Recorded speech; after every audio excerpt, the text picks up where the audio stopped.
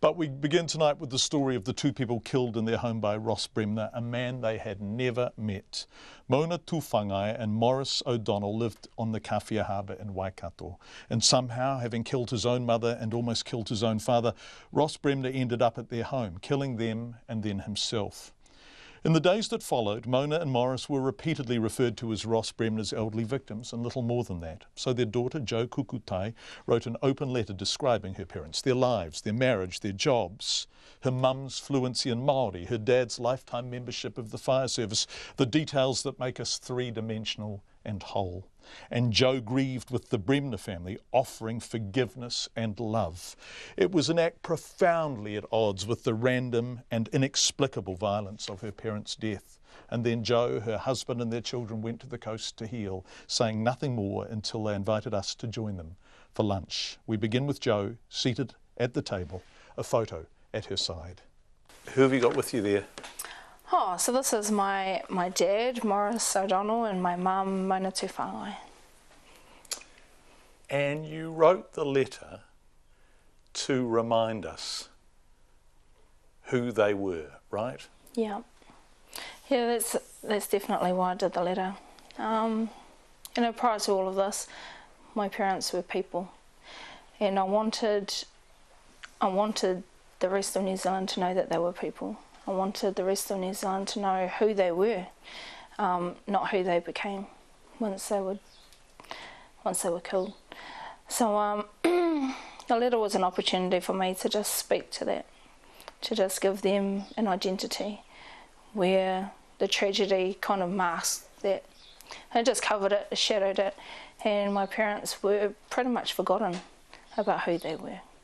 So that was the main reason behind it.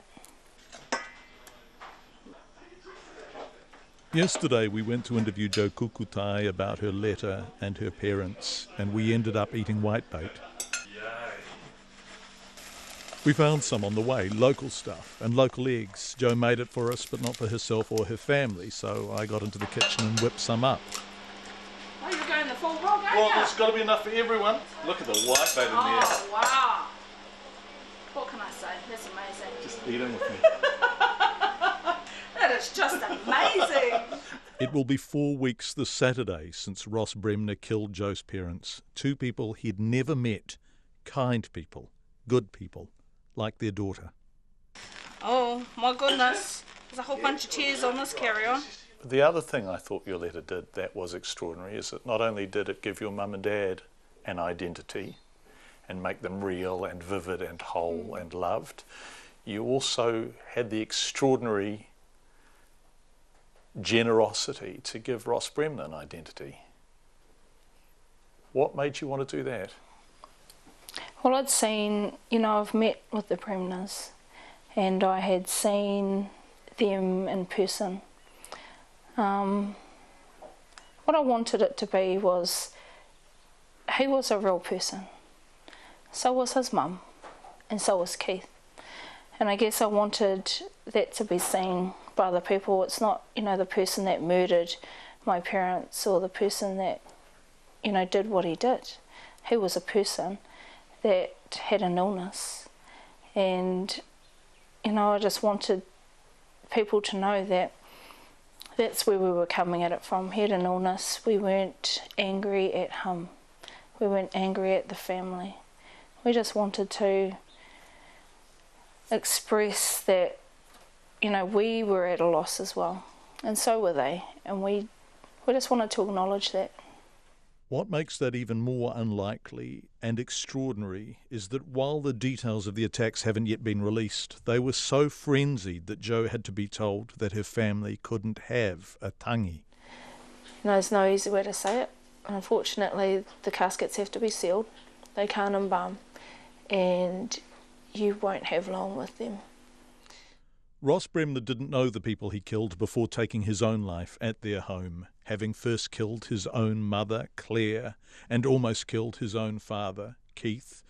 But when Jo Kukutai learnt that he'd been under the care of the Waikato DHB for mental health issues, and that his first victims had been his own parents, she understood that anger wasn't an appropriate response. Grief, yes. Sadness, yes. But what good would anger do? it was a decision of ours to go to the funerals for both Ross and Claire. It was a decision for us to honour them in their lives, the same way that we honoured Mum and Dad the week before. Yeah, I mean, the Bremner family are a lovely family, and they are suffering just like we are. It's a sad situation, but having anger and resentment does not bring them back. Having anger and resentment doesn't fix anything. So I guess we've chosen forgiveness, and that's helped us to get through this. And yeah, we've just had a lot of prayer, not just for us, but for the Bremners as well, particularly for Keith, who's still going through this, who we actually see as one of the biggest victims in this whole thing, because he suffered through it. Yeah, I mean, there's enough hatred in the world, and that wasn't going to help us to have that perspective on the situation. The best way was to forgive, and to forgive quickly. And the biggest part about going to the Bremner funerals was to be able to action that. Because it's easy to talk about stuff, but when you actually action it and you go to the funerals and you touch the coffins and you speak to the family of the bereaved, which is what myself and my husband did. We got up and we spoke to Keith's daughters and to their families, and to Keith's family, you know, his siblings, and to Claire's family, his siblings, and their friends. Just to say that we don't have any resentment, we don't have any anger. All we do have is love and forgiveness, and we hope that everybody can try as best as we can to get through this situation.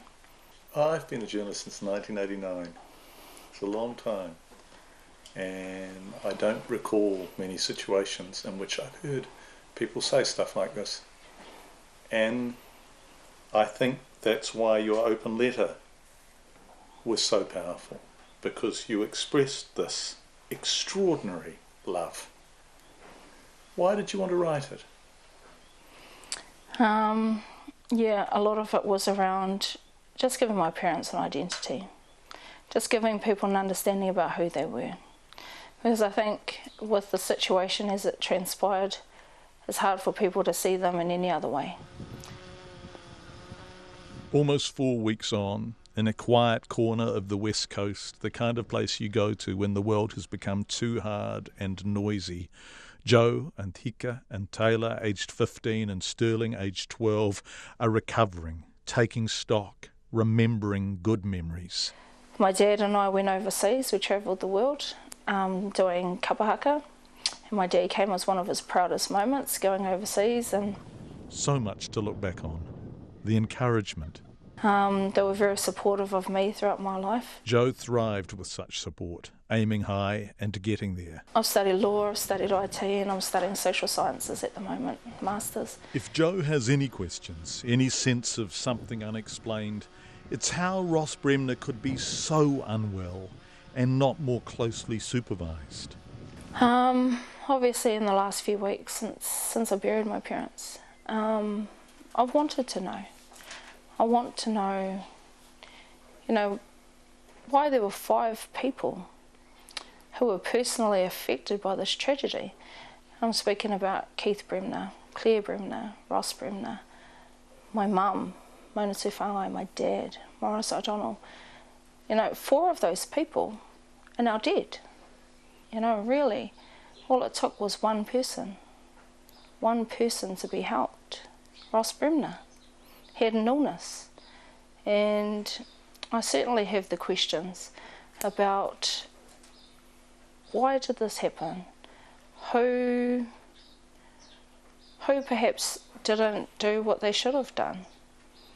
What could have been done to have avoided this? Because I think that their deaths were all avoidable, to be honest, and I don't understand why we're in this situation. As we speak, Hika, Taylor and Sterling look on. A family. Mona and Morris are on the table with us. Half a century together. A marriage that endured. We break for lunch. Hika says a prayer. The sun is shining. Mona and Morris would have loved this, says their daughter, gently reminding us that their life is not defined by their death, that they are more than murder victims. Yeah, they're just really humble, down-to-earth, good-natured people. That was my parents. You're proud of them, eh? Oh, I totally am. I totally am. They must be so proud of you. I can only hope so. I mean, they were, they supported me through everything. They supported me through my life. They supported me through the birth of my children. They supported me, me and my husband. They've been really supportive of us through our whole lives. And so we can only but thank them for what they've done for us. Yeah. Joe Kukutai talking about her mum and dad. That story was shot and edited by Bradley Ambrose and produced by Bridget Burke.